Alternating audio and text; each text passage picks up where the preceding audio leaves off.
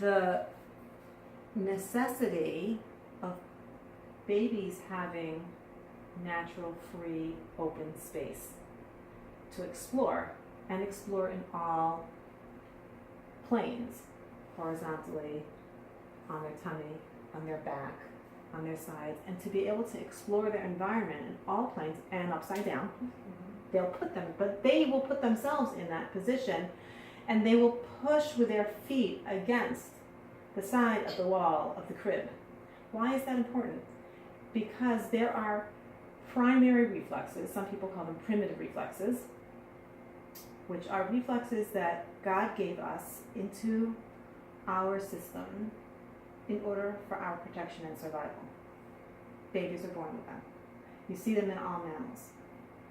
So for example, you put your finger in baby's hand, it grasps on.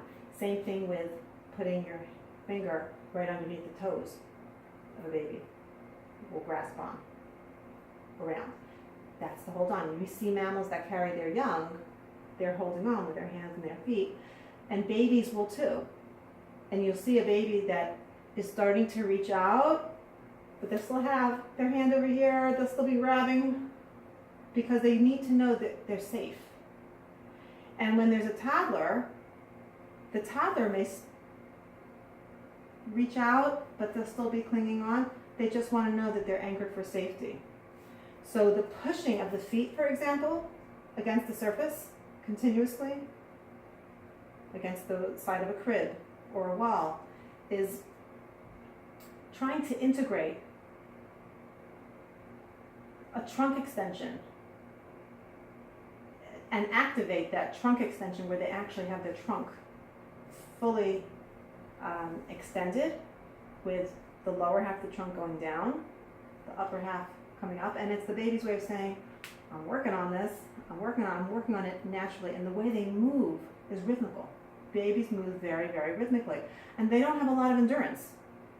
They'll go, go, go, and it's like, oh, they fell asleep, cat nap, and then they're up again. That's the way they move. They don't have a lot of endurance, and they don't have a lot of attention. And babies don't follow directions. And all of that is appropriate for babies. And when you see that someone's not a baby anymore, and they're school age, and they can't follow directions, and they can't maintain their focus, and they don't have endurance, they can't persevere at a task, and they're fidgeting, babies fidget, but that's not appropriate anymore.